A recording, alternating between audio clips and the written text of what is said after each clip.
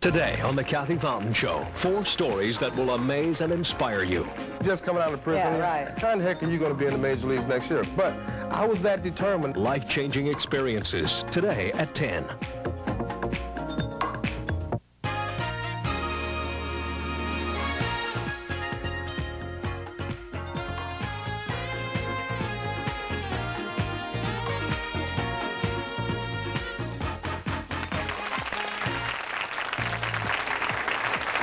Today,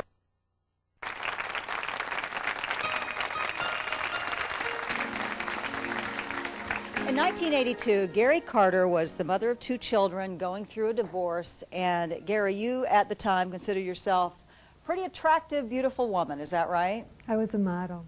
You were a model. Yes. And appearances and how you looked and how you dressed and all those external things were real important to you. That's right. How important were they? Well, in my first life, I looked at the lampshades and not the light bulbs inside. You say in your first life. That's Yes. how you divide your life into your first life and your second life. Yes, totally, totally.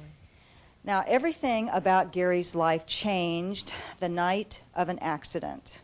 And the weather was snowy, and it was awful weather, and you had your 11-year-old son in the car with you. And what happened to you, Gary? A carload of kids lost control and hit us head-on in our lane. And all I remember thinking was, my son has to be all right. I don't care what happens to me as long as he's not hurt. His seatbelt held, and the main impact of the crash was on my side. The steering wheel got my face. My face was a hole from the eyes down. And the engine got my legs, severing one and breaking everything from the hips to the toes. The whole car was just pancaked on me. When the car stopped spinning around, my son got out and came around to my side to get me out. And all of a sudden he realized that his mother didn't have a face. And he realized that his mother wasn't breathing anymore. And he had learned in Cub Scouts the week before how to do CPR. And he did it and brought me back.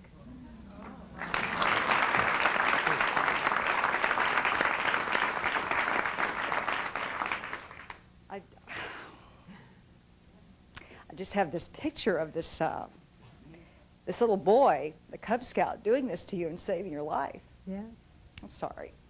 It's really Oh, something. it chokes me up too still. He gets very embarrassed when I tell the story now. He's now 6'5".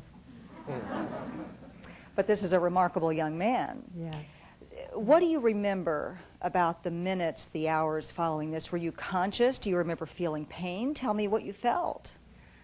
I was conscious. I had no face, so I couldn't talk, smell. My eyes were cut by all the broken glass, and my contact lenses had flown out, so I couldn't see. I could hear, though. And you were conscious and you were aware that, were you in pain? Were you feeling pain? no, I was in shock. And the only lady rescue squad member slipped in beside me when the rescue squad got there as they started to pull the car apart with the jaws of life. And she slipped her arm around my shoulders and she said, "Don't worry, I won't leave you. You'll be all right. You're not alone."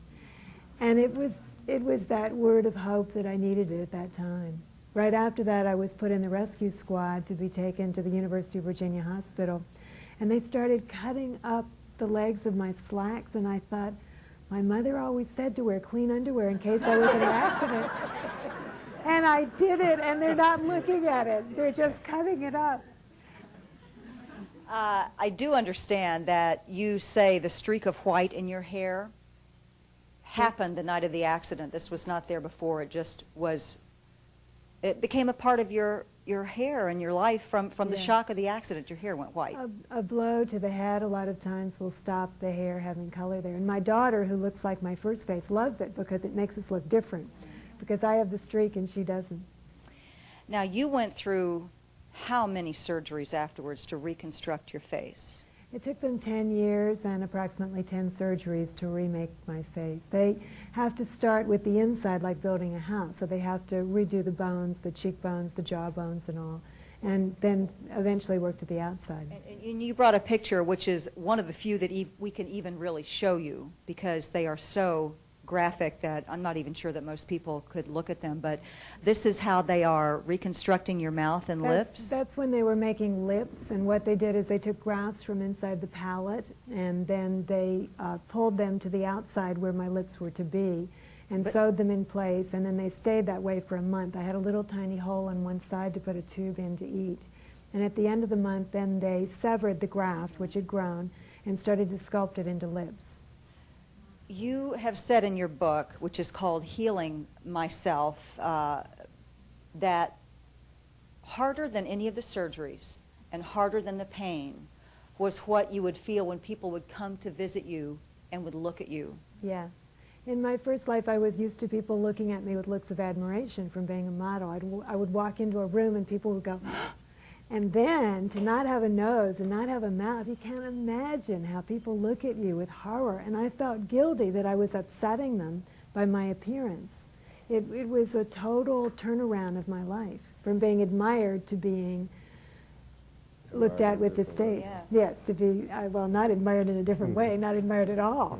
In your second life, which you are in now, and I'll tell you, you look great. Thanks. You look great.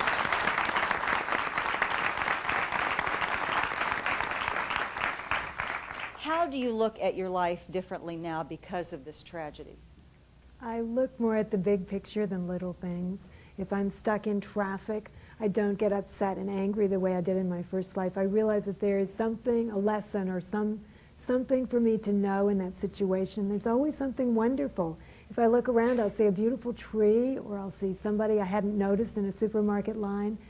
There's always a reason, and I feel so blessed that I can reach out that hand of hope to other people as I looked for it as I was going through my reconstruction. Because you had plenty of months to lay there in a hospital room and re-examine your life and think about where you were, and you found things in your life that you did not particularly like.